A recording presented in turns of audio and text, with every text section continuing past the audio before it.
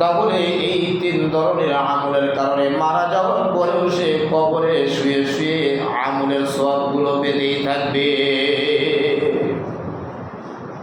এক নম্বর হলো সাদকাতুন জারিয়া, এমন কিছু দান করা, এমন কিছু সদকা করা যেগুলো সদকায়ে জারিয়া হিসাবে সওয়াব পেতে পারেন।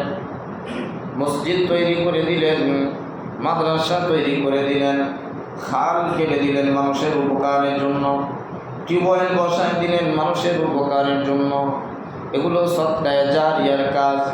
কিছু মানুষকে আপনি আলেম বানায় দিলেন, কিছু মানুষকে আলেম বানানোর জন্য সহযোগিতা করলেন, যতদিন খিদমত চলবে ততদিন সওয়াব আমলনামায় পৌঁছতে থাকবে।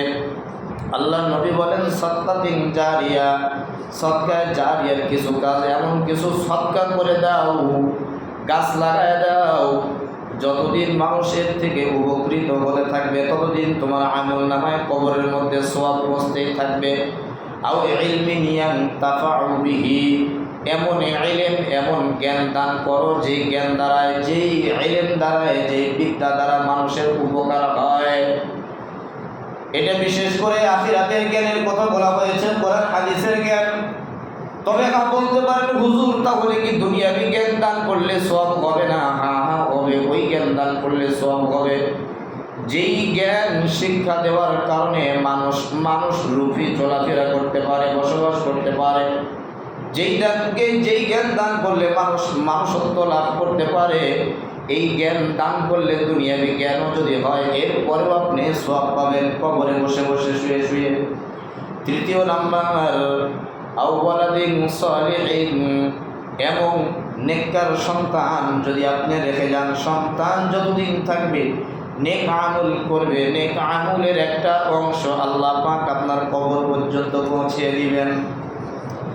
এই নেক সন্তান সন্ততি যদি পিতামাতার জন্য দোয়া করে, আপনারা এই দোয়াটা সকলেই জানেন, রব্বির হামহুমা কামা রব্বায়ানি সগীরা রব্বিগফিরলি ওয়া লিওয়ালিদাইয়া ওয়া লিল মুমিনিনা ইয়াওমা ইয়াকুমুল হিসাব। এগুলো দোয়া আমাদের কম বেশি সকলেরই মুখস্থ রয়েছে।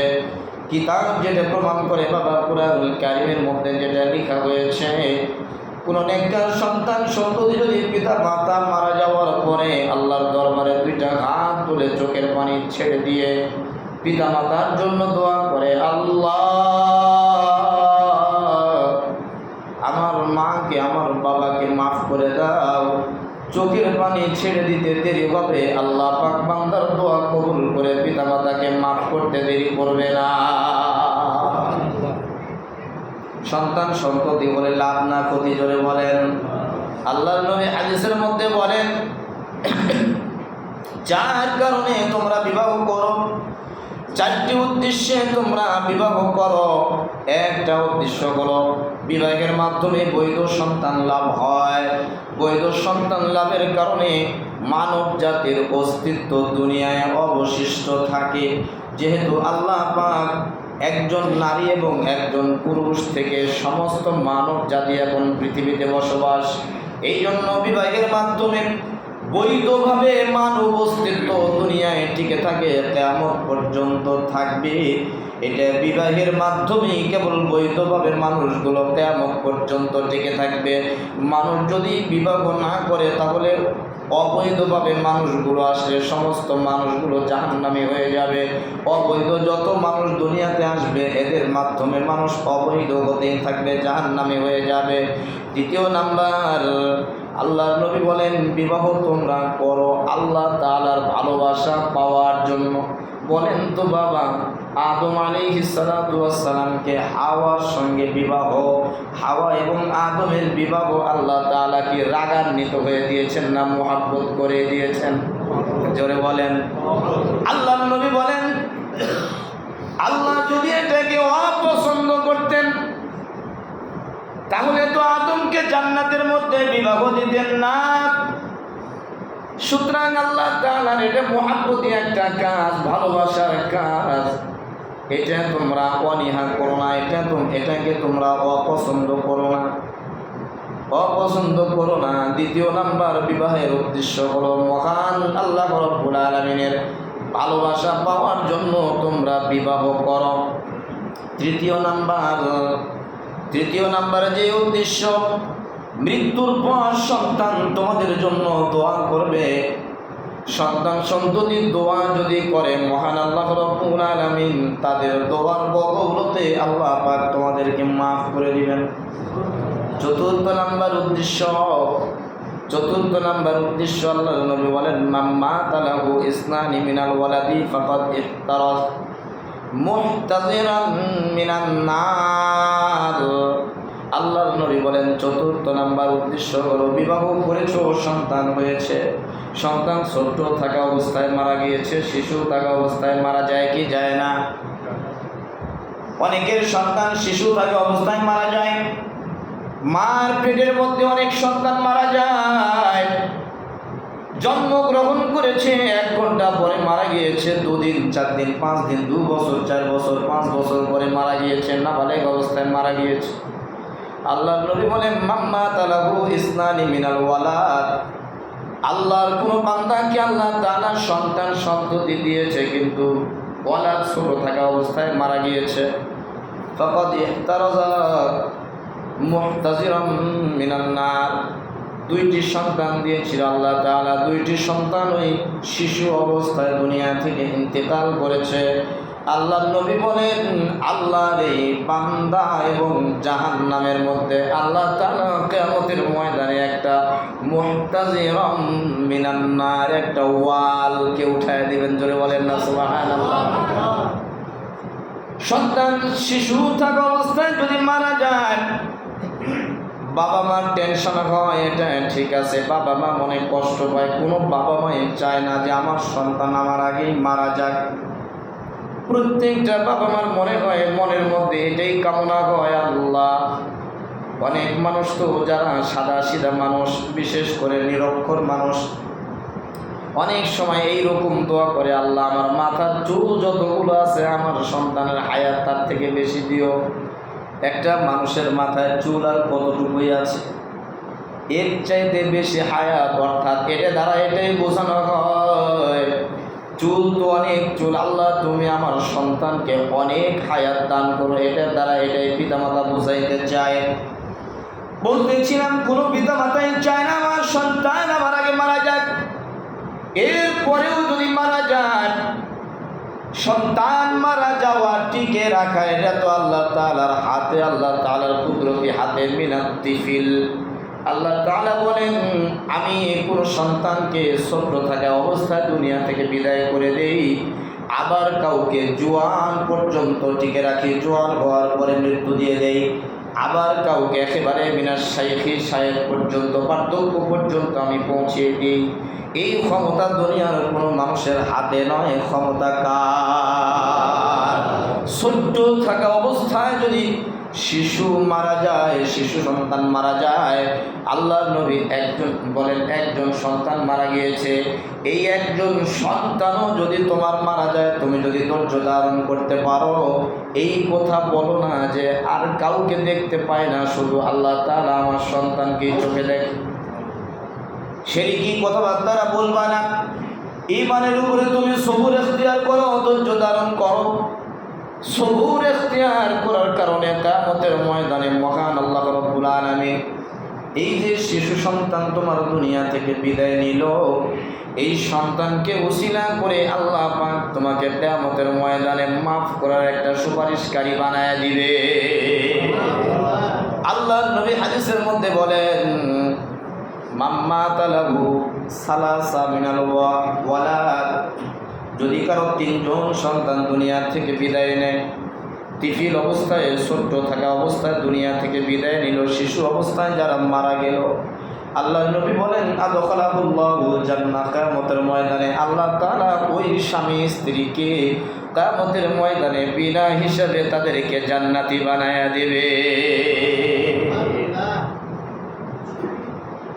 হযরত ইবনে আব্বাস রাদিয়াল্লাহু তাআলা আনহু বলেন,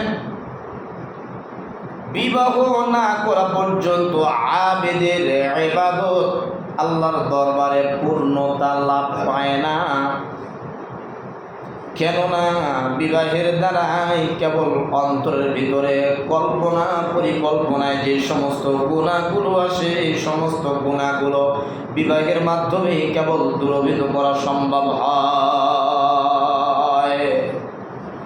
হাদিসের মধ্যে আরো বলা হয়েছে, মানুষের হযরত ইবনে মাসউদ রাদিয়াল্লাহু তাআলা আনহু বলেন, হযরত ইবনে মাসউদ রাদিয়াল্লাহু তাআলা আনহু বলেন, আল্লাহর নবীর মুখ থেকে বিবাহের বিষয়ে, বিবাহের ফজিলতের কথা শুনে আমার মন এমনটাই সাক্ষ্য দেয়, আমাকে যদি জানায় দেওয়া হয় ইবনে মাসউদ তুমি আর সামনে তোমার 10 দিন হায়াত রয়েছে, এরপরেও আমার মন চায় যে আমি বিবাহ করেই কেবল মৃত্যুবরণ করি। বিবাহ যেহেতু আল্লাহ রাব্বুল আলামিনের নিকটে পছন্দনীয় একটি কাজ, বিবাহ ছাড়া কিয়ামতের ময়দানে মহান আল্লাহ রাব্বুল আলামিনের সামনে আমি কি মুখ নিয়ে দাঁড়াবো। হযরত ইবনে মুআজ ইবনে জাবাল রাদিয়াল্লাহু তাআলা আনহুর 2 জন স্ত্রী ছিলেন। 2 জন স্ত্রী মহামারীতে মারা যায়। হযরত মুআজ ইবনে জাবাল তিনিও মহামারীতে আক্রান্ত হয়ে যান।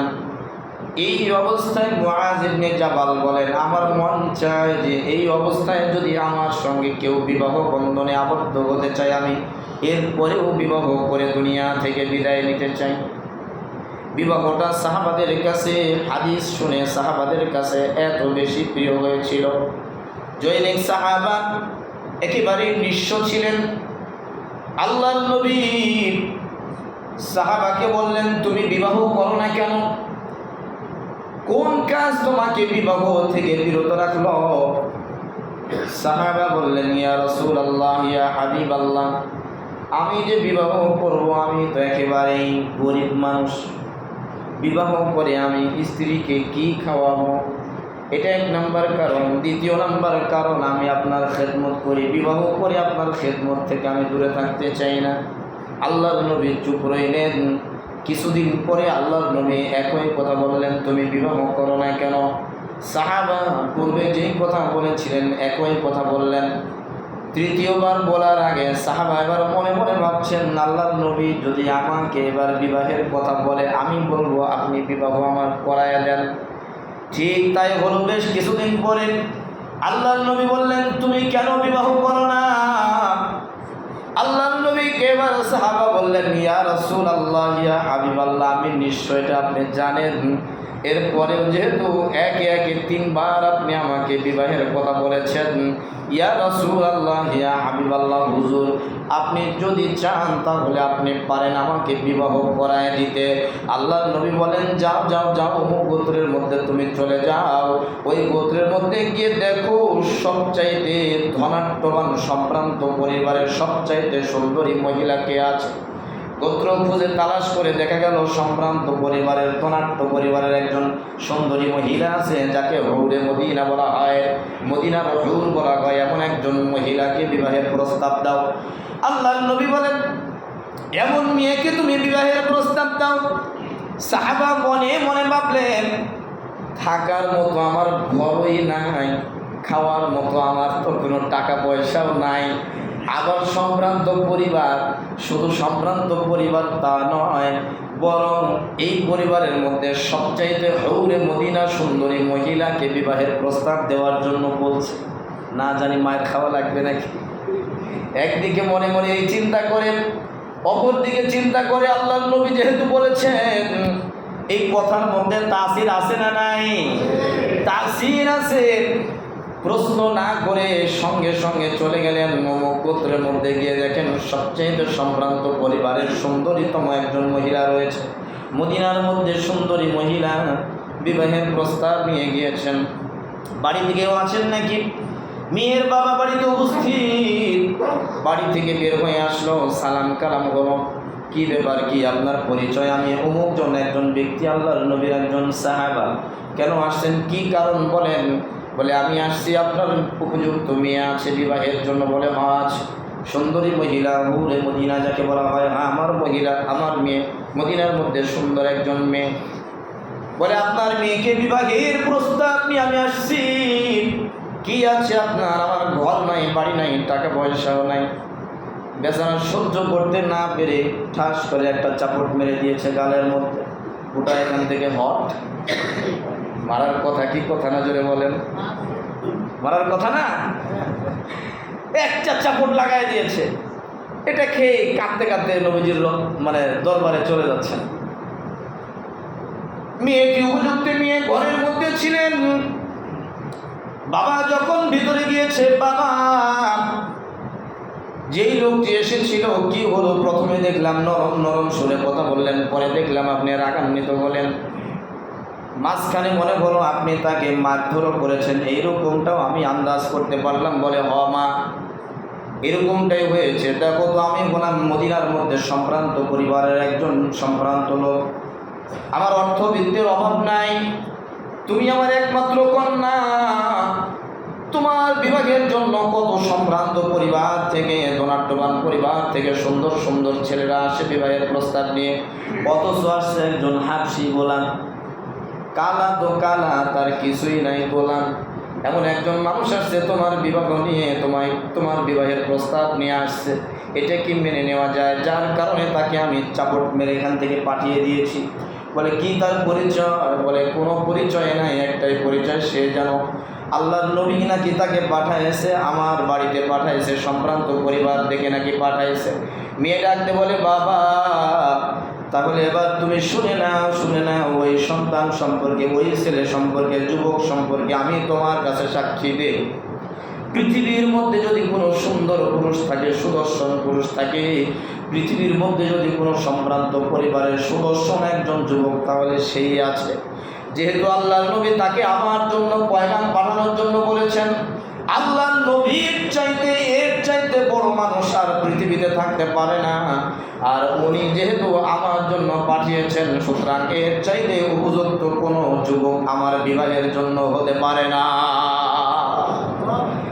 আপনি যান, বাবাকে পাঠায় দিয়েছেন।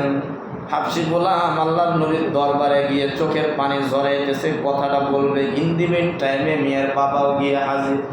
আল্লাহর নবীর সামনে জোড় হাত করে বলে, ইয়া রাসূলুল্লাহ, ইয়া হাবিবাল্লাহ, হুজুর ভুল ধারণা করেছিলাম, দুনিয়ার মুখে আমি পড়েছিলাম, আপনি পাঠাইয়েছেন, এটা শোনার পরেও আমি তার গায়ে আমি আঘাত করেছি। ইয়া রাসূলুল্লাহ, আমি তার কাছে ক্ষমা চাই, যেহেতু আপনি পাঠাইয়েছেন, আমার মেয়ের কাছ থেকে শুনে আমার ভুল ভেঙেছে, আমি আমার মেয়েকে আপনার পছন্দসই এই যুবকের সঙ্গেই বিবাহ দিতে চাই।